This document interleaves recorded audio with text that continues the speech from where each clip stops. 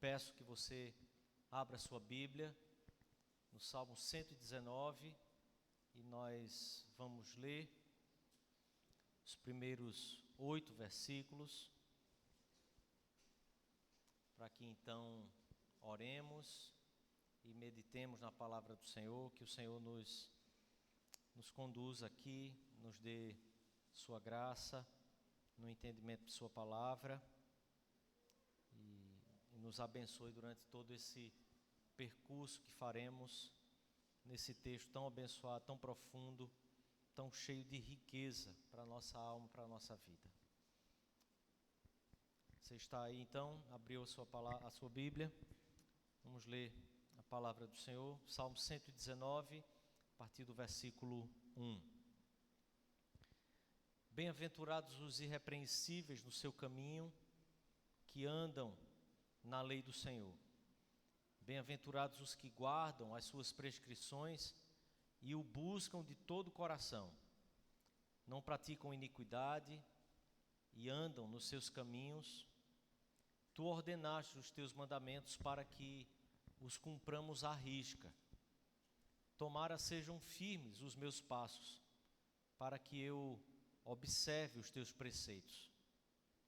Então não terei de que me envergonhar, quando considerar em todos os teus mandamentos.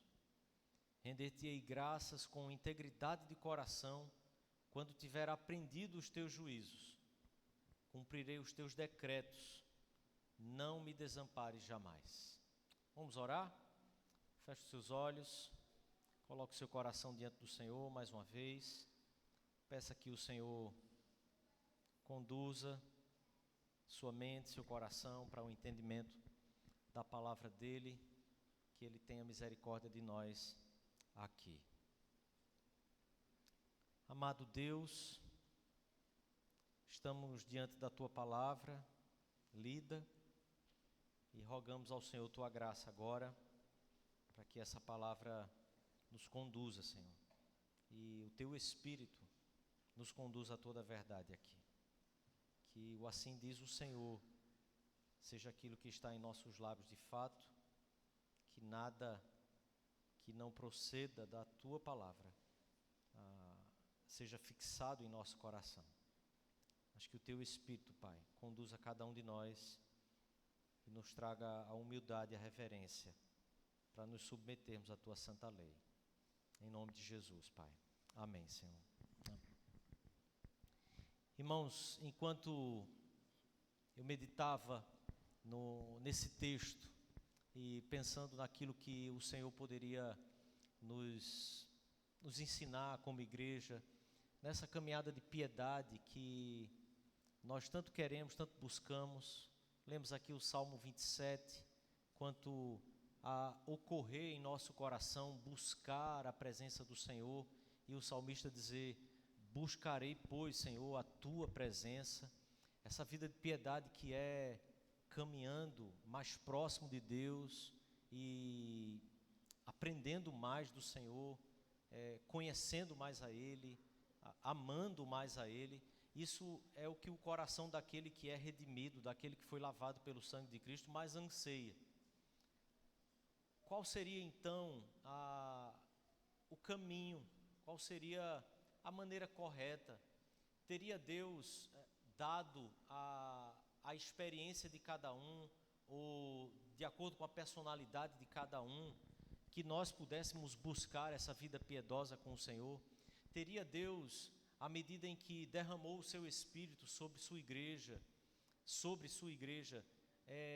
concedido a liberdade a cada um de nós, que na experiência que cada um de nós temos em oração, com o Espírito Santo de Deus habitando em nós, seríamos livres, cada um, para termos a nossa própria a caminhada e ordenar a nossa vida com Deus a partir daquilo que é a individualidade da nossa relação com o Espírito de Deus e com o Senhor Deus pela oração?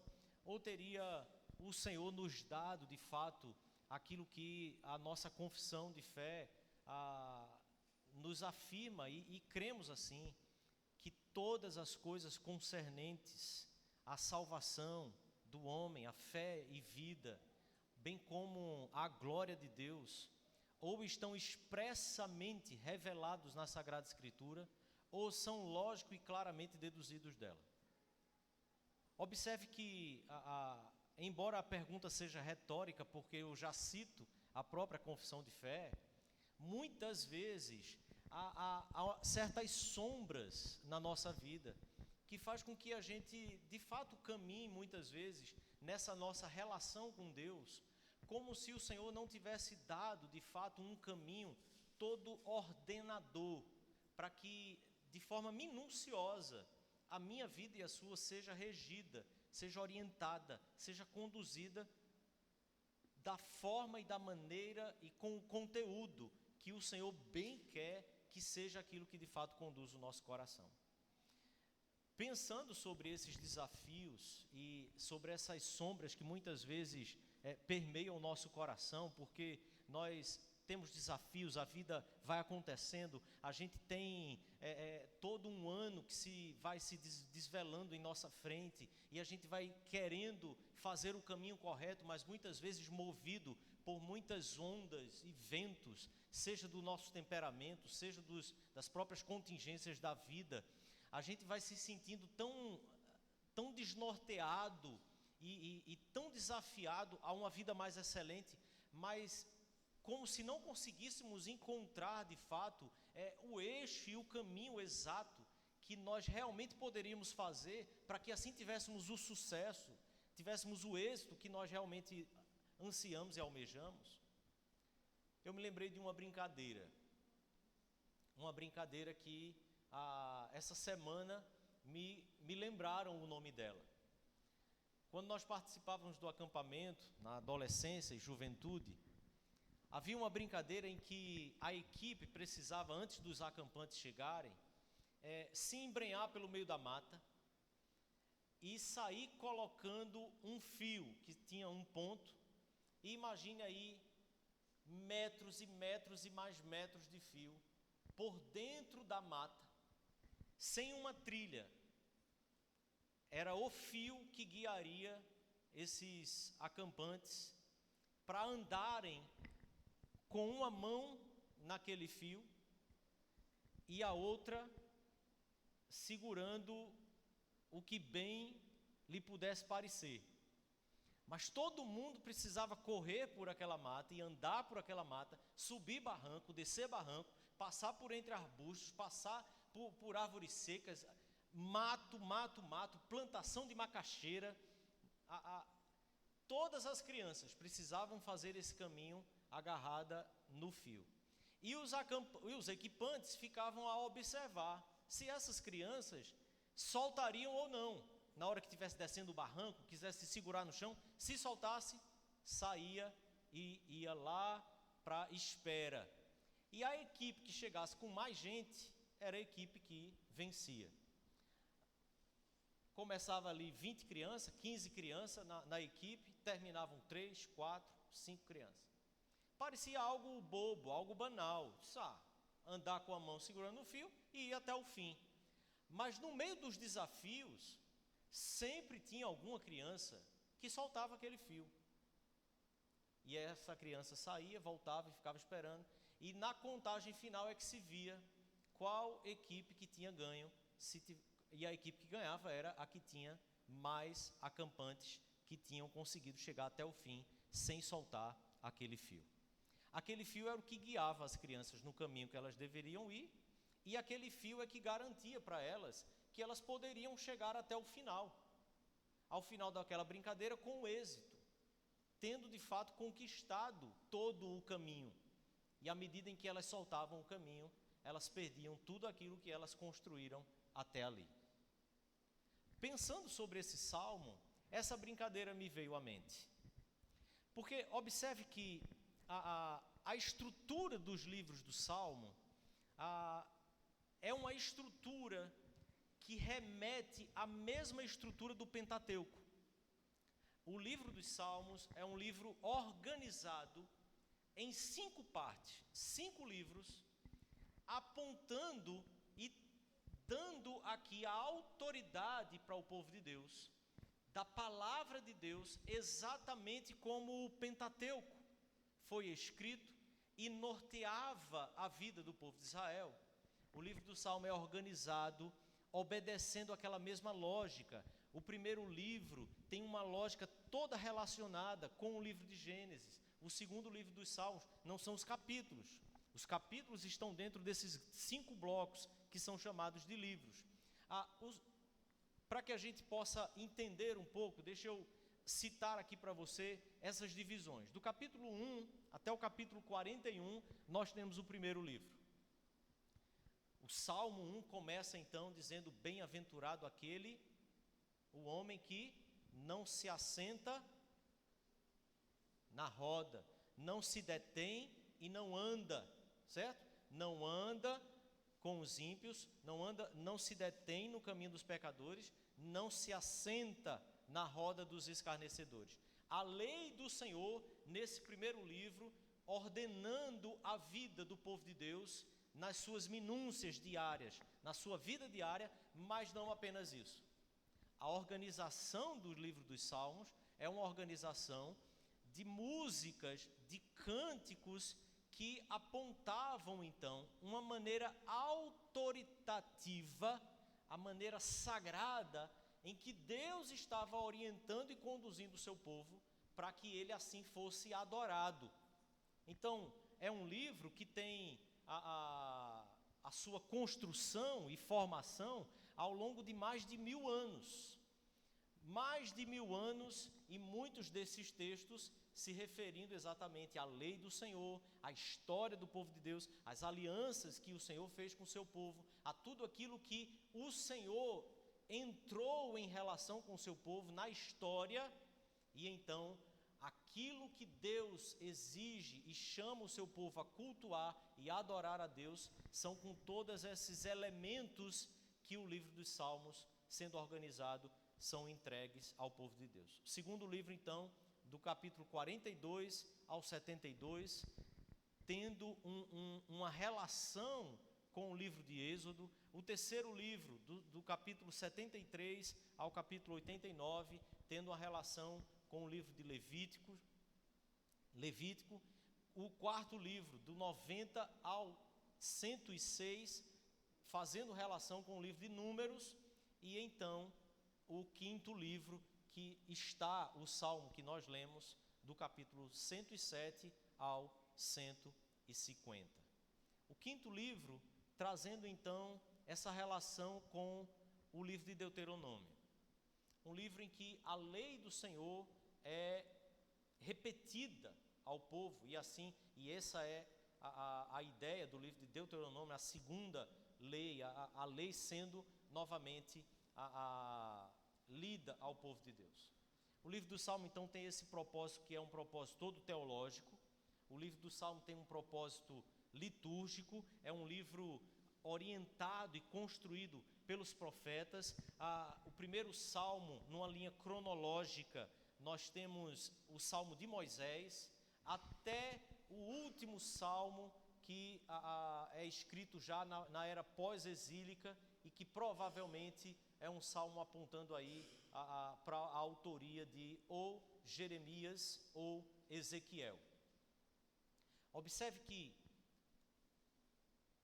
a intenção de que o livro dos Salmos seja essa expressão, que tenha a expressão da autoridade da palavra de Deus, na maneira como o povo se dirige ao Senhor, na maneira como o povo canta ao Senhor, nos faz observar que o Senhor zela, o Senhor tem um interesse especial na maneira como o seu povo o adora, no conteúdo que o povo de Deus canta, e ele não deixou, de qualquer forma, aberto para que nós fizéssemos como bem entendêssemos. O Senhor orientou o seu povo, e todas as autorias dos salmos, ainda que sejam aqueles que não se sabe exatamente quem é a autoria, sempre aponta para uma suposição de que tenha sido um dos profetas ou dos levitas,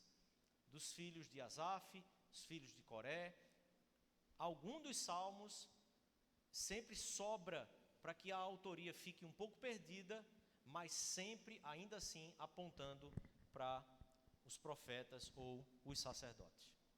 Há um propósito todo histórico também no livro dos Salmos, e a música, o canto, ela sempre obedeceu em todas as culturas, sempre atendeu a essa função de que a história de um povo pudesse ser preservada.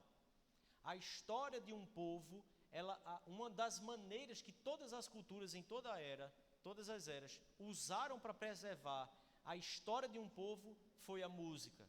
A história sendo contada em forma de música, em forma de cânticos, para que as pessoas não percam a raiz da sua história, o sentido da sua história, o lugar em que elas ocupam na história. Isso traz sentido, isso traz significado para a vida do povo, e o livro dos Salmos também atende a esse propósito. Salmo 135 é uma exposição da história de Israel, louvando a Deus pela misericórdia dele, enquanto narra exatamente todos os feitos que Deus fez durante a história do seu povo. Mas também há o propósito devocional, um propósito de nos conduzindo nessa liturgia, nesse culto que Deus requer do seu povo, nós possamos também, na nossa individualidade, na nossa vida, na nossa casa, nós podermos também adorarmos a Deus em todas as épocas e em qualquer lugar, na maneira, na mesma unidade, reconhecendo e percebendo que o povo de Deus em toda a história não é diferente de você, não é diferente de mim. O povo de Deus em toda a história passou pelos mesmos temores, pelos mesmos anseios, pelas mesmas tristezas, os mesmos sofrimentos, as mesmas dúvidas, e o Salmo é uma expressão da alma humana, se dirigindo a Deus, se relacionando com Deus. E a maneira melhor de você ter a segurança e a firmeza de que a tua alma está sendo desvencilhada na presença de Deus é fazer seu devocional conduzido pelos livros dos Salmos. Porque você não vai ficar apenas nos Salmos, quando usa os Salmos para conduzir a tua devoção. O livro dos Salmos te remeterá também a diversos outros livros, principalmente quando nós tratamos sobre a lei do Senhor. É nesse quinto livro, correspondente a Deuteronômio, que está o nosso texto. Um texto que a nossa cultura fez dele um texto meio que temido, um texto meio que evitado, melhor dizendo. Texto temido é Apocalipse. O que tem de crente que teme ler Apocalipse é assim uma coisa espantosa. Não está entendendo as Escrituras. Mas o texto do Salmo 119 caiu em uma situação, em uma realidade na nossa cultura, que passou a ser um texto a ser evitado por nós. O seu estudo, a sua memorização. Vamos memorizar o Salmo 119. A nossa cultura ocidental fez isso com a nossa mente, com a nossa disposição mental. A cultura ocidental nos fez evitar tudo que envolve memorização. A cultura no Brasil nos fez evitar tudo que a gente passou a chamar de decoreba, como se aquilo que a gente decorasse não servisse, não se aprendesse. Quando o princípio bíblico é aquilo que não está guardado, jamais pode ser praticado. Aquilo que eu não guardo no coração, eu não posso usar nos momentos de necessidade. Entende? Então observe. Eu quero pensar que existem dois objetivos primordiais nesse texto. A gente tratou aqui de alguns objetivos do livro dos Salmos inteiro, mas no texto que nós estamos lendo, há pelo menos duas intenções aqui principais. Não quero ser exaustivo aqui, não estou colocando que não existam outros objetivos, porque o texto é longo e todos os estudiosos do texto afirmam exatamente isso. Um texto que é difícil você colocar qual seria o tema central, embora a lei do Senhor, a palavra de Deus, os decretos de Deus, os juízos de Deus, os preceitos do Senhor, a vontade de Deus, a justiça de Deus, essas palavras se repitam de forma exaustiva no texto. Mas há de fato aqui uma exortação à piedade. A lei do Senhor é apresentada, mas o salmista está exortando o povo de Deus à piedade. E um segundo objetivo aqui, primordial, é que o Senhor está norteando, dando uma norma do culto verdadeiro ao seu santo nome. Ele quer uma vida de piedade do seu povo, mas ele também orienta o seu povo a maneira como ele quer ser adorado. E óbvio que o Senhor nunca chama o seu povo a uma obediência fria, a uma obediência que tenha um fim em si mesmo. Ele sempre faz a exortação para uma vida piedosa e sempre chama uma retidão no culto ao Senhor, acompanhado de promessas para nos animar a buscar essas duas verdades, esses dois princípios, com toda a força que exista em nosso ser. Nada mecânico, nada frio, nada gélido, nada que possa parecer sem vida, nada que possa parecer como coisas automáticas. E observe, a nossa cultura também fez com que nós acreditássemos que tudo aquilo que busca, ou todo aquele que busca uma fidelidade estrita à palavra de Deus, são pessoas frias. São pessoas que não creem no poder do Espírito Santo de Deus. São pessoas que não creem no poder transformador de uma vida. São pessoas que não creem sequer no milagre. Todo aquele que na nossa cultura busca uma fidelidade, um entendimento do texto, um entendimento profundo da palavra de Deus, para tê-lo como regra de fé e prática em sua vida, são pessoas que normalmente são consideradas frias, em que se relaciona com Deus de forma meio a não ter um coração envolvido naquilo ali. O salmo começa então assim: feliz, pleno, bem-aventurado. Pleno na ideia completa de algo que não tem mais o que ser enchido ou preenchido. É o copo que está cheio até a boca e que a última gota que cair ali, ele transborda. A plenitude que eu e você, todos os seres humanos, almejam, essa bem-aventurança, aquela vida que anseia tanto por um lugar, um estado em que nós simplesmente encontraríamos aquilo que algumas culturas orientais chamariam de nirvana. Sabe? Eu não tenho mais o que almejar, eu não tenho mais o que desejar, eu estou pleno. O Salmo diz que bem-aventurado, pleno, os irrepreensíveis no seu caminho. Caminho aqui é a ideia da vida, do caminhar de sua vida. A vida que tem o seu início, o seu meio e o seu fim. O salmista está dizendo: bem-aventurado aquele que é irrepreensível no seu caminho. De forma curiosa, mas não sem intenção, intencionalmente, o Salmo 119 é organizado de acordo com o alfabeto hebraico. Cada bloco de 8 versículos segue a primeira letra do alfabeto hebraico de cada versículo. Olhe para o texto comigo. Versículo 1, versículo 2, versículo 3, versículo 4, versículo 5, versículo 6, versículo 7 e versículo 8 começam com a primeira letra do alfabeto hebraico. Não só a primeira palavra do bloco do texto começa com a letra hebraica, como às vezes parece na nossa tradução, porque essa primeira letra de cada bloco eles põem em negrito, para que a gente perceba que vai seguindo uma ordem como é que chama? De um acróstico, mas no texto hebraico, cada versículo desse bloco de 8 começa com a primeira letra do alfabeto. Assim, o segundo bloco, todo o primeiro versículo começará com a segunda letra do alfabeto hebraico.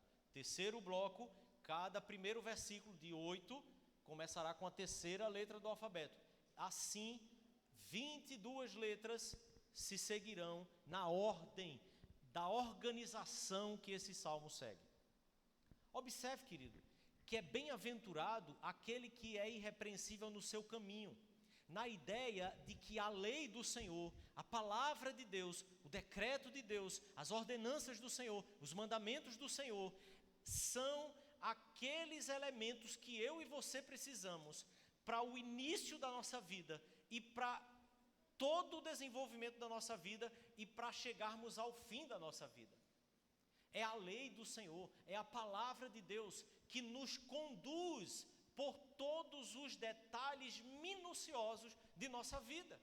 E o salmo, a poesia é estruturada dessa forma, para que eu e você compreendamos que não existem espaços vazios, que não existem espaços que não caibam à orientação do Senhor. Observe, é por isso que a nossa confissão diz que todo o conselho de Deus, concernente a absolutamente tudo que eu e você precisamos, para a fé, para a salvação e para a nossa vida, estão expressamente revelados nas Escrituras, ou são claro e logicamente deduzidos dela. A estrutura da palavra de Deus também nos comunica ao coração. Versículo 2, então, mais uma vez ele diz: bem-aventurados os que guardam as suas prescrições e o buscam de todo o coração. Veja, a bem-aventurança dos irrepreensíveis no seu caminho é aquele que anda na lei do Senhor. É uma resposta. O Salmo está dizendo: irrepreensível no seu caminho é o que anda na lei do Senhor. Bem-aventurado agora, versículo 2, aqueles que guardam as suas prescrições, prescrição como sinônimo da lei do Senhor, mas que eles não simplesmente guardam com uma frieza calculista de uma pessoa metódica e religiosa, mas ele busca de todo o coração.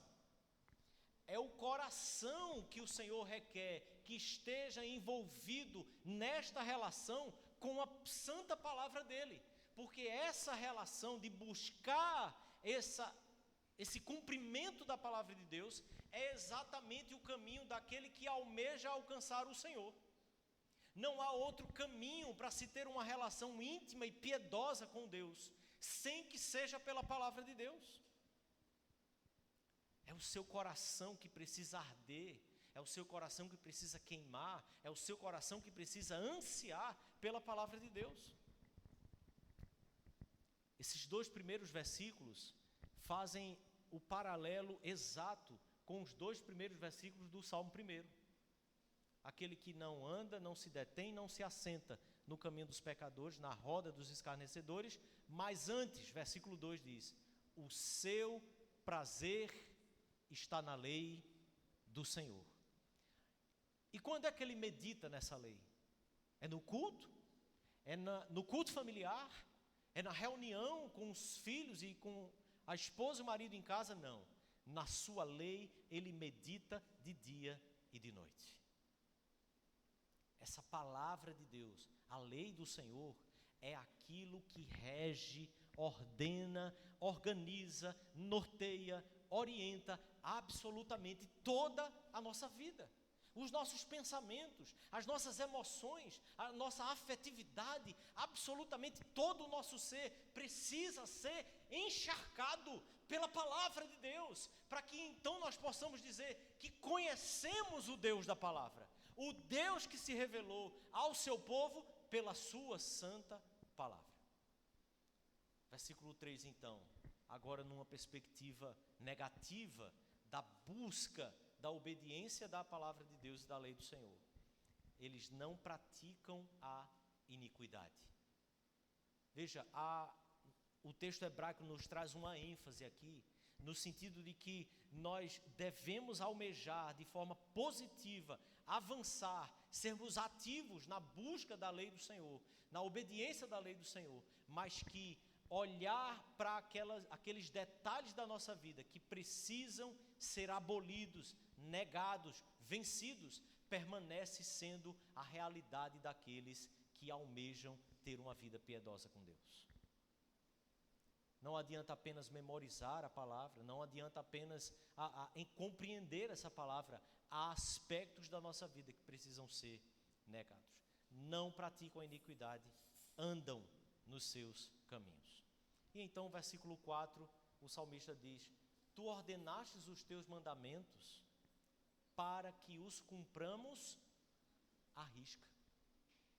Observe. Uma vida piedosa com o Senhor não pode ser nunca uma vida de ignorância da palavra de Deus. Ao mesmo tempo que, à medida que eu conheço, à medida que eu me aprofundo, eu posso afirmar, eu estou me aproximando de Deus.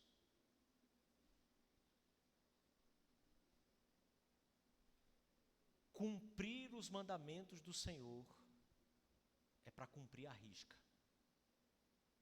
Não há um tio que você possa dizer assim, não, isso aqui eu posso deixar para depois. Isso aqui pode ser um aspecto que eu vou trabalhar mais para frente. Eu tenho uma demanda muito grande da minha vida. Observe, irmãos, a nossa vida tem demandas, mas nós usamos essas demandas quase que constantemente, como subterfúgio, como desculpa para não nos aprofundarmos e não aprimorarmos a nossa leitura da santa lei do Senhor. Vida cristã jamais pode ser o equivalente a uma vida de ignorância à palavra de Deus, porque não há um tio, nem um i dessa santa lei que ele tenha revogado ou deixado para que eu e você pudéssemos viver sem nos preocupar com ela.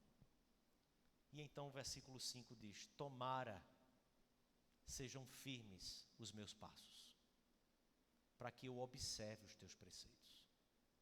Percebe isso? O Senhor ordenou os seus mandamentos para que eu cumprisse à risca todos eles, plenamente todos eles. Vem então a consciência da humanidade e da limitação humana. Ó Senhor, que os meus passos sejam firmes, para que eu observe os teus preceitos.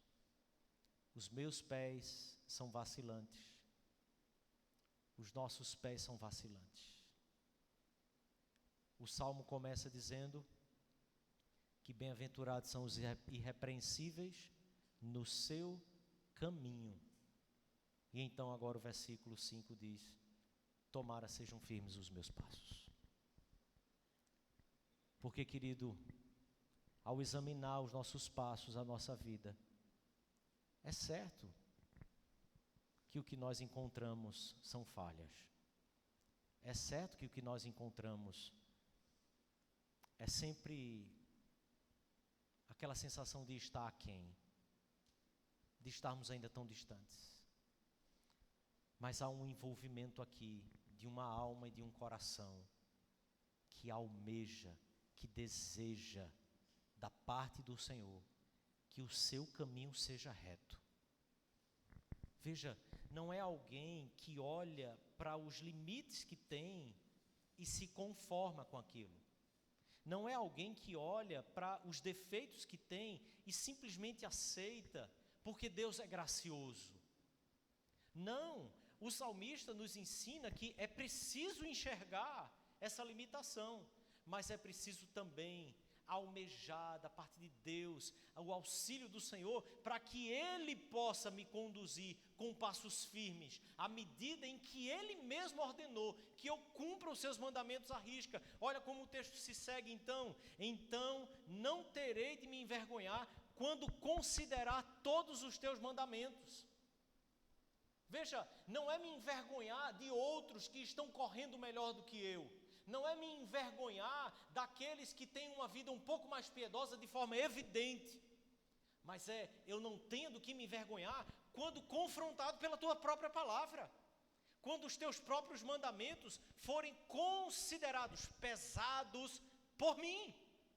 Senhor, que os meus passos sejam firmes, para que eu não tenha que, em me deparar com a tua palavra, apenas me humilhar no pó e na cinza, mas que ao me confrontar com os teus mandamentos, eu possa ser cheio, eu possa me animar, eu possa perceber que a minha vida está indo em direção ao Senhor e não se distanciando da tua direção. E então ele diz: render-te-ei graças com integridade, inteireza, com o coração inteiro, na ideia de não ter um coração dividido, na ideia de não ter dúvida, na ideia de não ter nenhum vacilo. Eu render-te-ei graças com integridade de coração, quando tiver aprendido os teus retos juízos. Observe, a adoração que eu e você prestamos ao Senhor, a adoração que eu e você somos requeridos da parte de Deus, ela só será com integridade, o salmista reconhece, quando eu realmente tiver aprendido os teus retos juízos. Então ele finaliza dizendo: cumprirei os teus decretos, não me desampares jamais. O que é isso aqui, querido? É reconhecimento da graça de Deus. É o coração dizendo: Deus, eu não presto. Deus, eu sou um pecador. Deus, mas o Senhor me deu palavras que ordenam minha vida. Eu quero segui-las. Eu quero caminhar nesta bem-aventurança. Não me abandona, Pai. Me ajuda, Senhor. Me fortalece. Me levanta. Me anima. Me dá o vigor necessário. Não me deixa desanimar. Não me deixa no decorrer da vida ir desanimando e me esquecendo de que eu preciso buscar os teus preceitos todos os dias. Fortalece-me, Senhor. Eu preciso de ti. Eu quero pensar, querido, que essa lei do Senhor, em primeiro lugar, é uma lei ensinável. Eu e você recebemos uma lei que é plenamente ensinável ao nosso coração.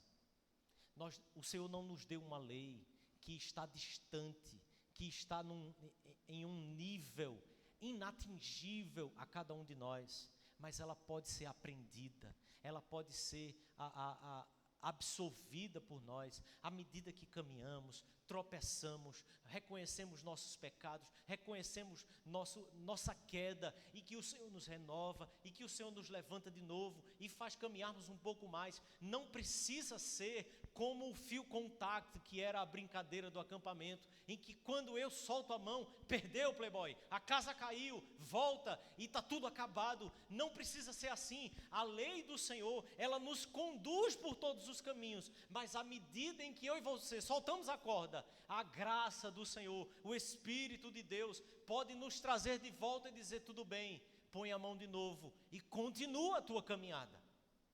Porque o que acontece é que nós começamos a acreditar muitas vezes, por causa dessa nossa cultura, que tem medo de tudo que dá trabalho, que tem medo de tudo que exige de nós uma certa disciplina a mais, que tem ojeriza muitas vezes a isso. A gente acredita que ao cair, ao tropeçar, perdeu tudo, ficou tudo para trás, aí parece que vai ter que começar tudo do zero. Não, meu irmão. Você pode buscar uma vida piedosa, de fidelidade à palavra do Senhor, apenas reconhecendo o seu pecado, a sua queda, e voltando a caminhar com a palavra de Deus. Ela é ensinável, não se deve menosprezar, não se deve deixar de lado o dever que o Senhor nos dá, de memorizar a sua palavra. A partir do versículo 9 em diante, o próximo bloco, nós vamos trabalhar um pouco sobre isso, sobre guardar a palavra de Deus no coração, para não pecarmos contra Ele.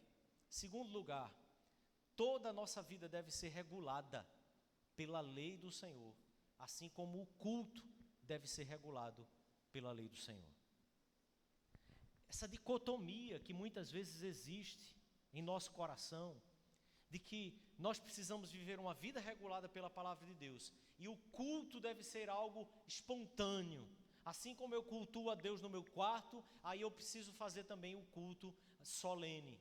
Ou a gente regula o culto solene, mas aí a vida vai sendo a vida como o vento soprar. E aí tudo vai se mover, né? A gente até canta essas coisas.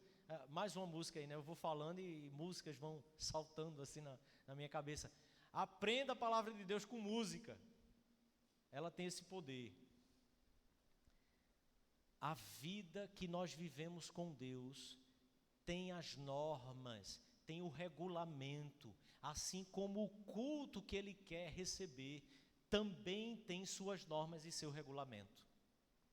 A nossa vida com Deus, a nossa oração, ela não foi dada às nossas mãos para a gente fazer conforme a nossa ignorância pede.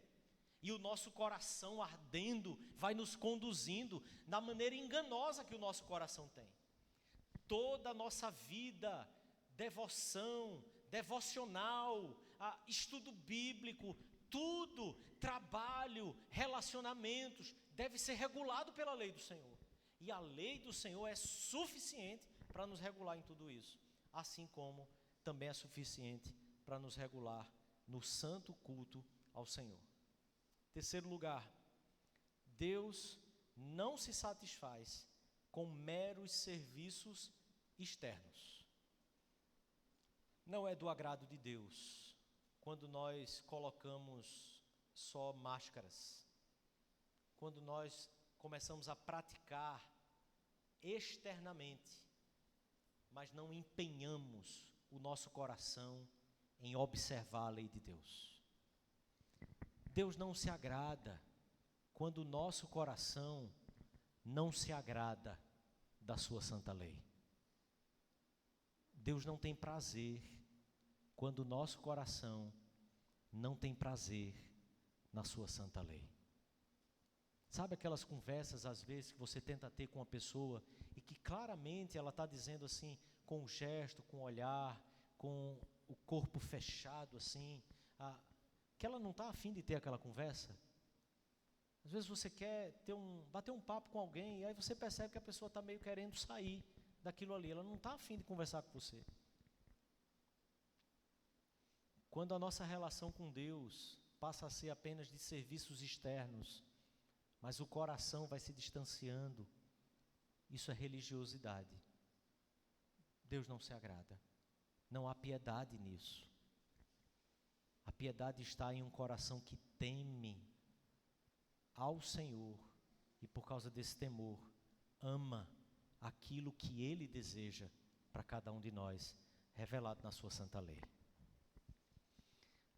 Em último lugar, a lei de Deus aponta para essa perfeita piedade, mas revela também a total dependência que eu e você temos do poder e da graça de Deus.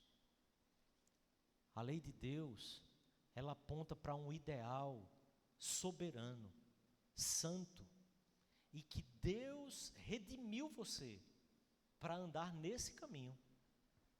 A vida cristã não pode ser uma vida medíocre. A vida cristã não pode ser uma vida mais ou menos. A sua caminhada com Deus é sempre um chamado a uma vida excelente, a um conhecimento profundo da palavra de Deus, a uma vida profunda de oração, a uma vida profunda nos relacionamentos, nos serviços cristãos, a uma vida profunda de misericórdia, de amor, sendo expresso sempre em volumes eternos. Mas essa mesma lei que nos chama a essa excelência, é a lei que também aponta para a graça e para o poder do Espírito de Deus, que somente nisso, somente confiados nisso, eu e você podemos continuar. A lei de Deus é perfeita. Eu e você somos pecadores. Graças a Deus por Jesus Cristo, que nele nós temos então a consumação dessa vida santa, vivendo e pulsando em mim e você, o seu Santo Espírito.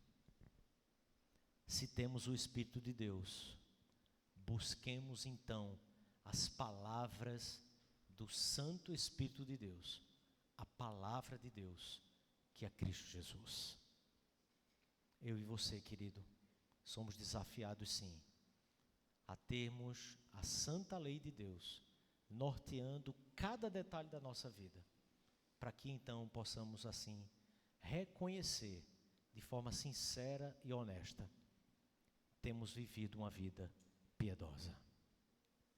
A piedade é um caminho que se faz quando eu e você nos aprofundamos na santa lei do Senhor. Feche os seus olhos então, nos coloquemos mais uma vez diante do Senhor. Coloque seu coração diante dele. Examine seu coração naquilo que você tem andado, tido êxito, mas também naquilo que tem sido frustrante, que tem sido queda, que tem desagradado, que tem ofendido a santidade de Deus. Peça para que o Senhor traga de volta ao seu coração o desejo ardente, o amor profundo pela sua santa lei.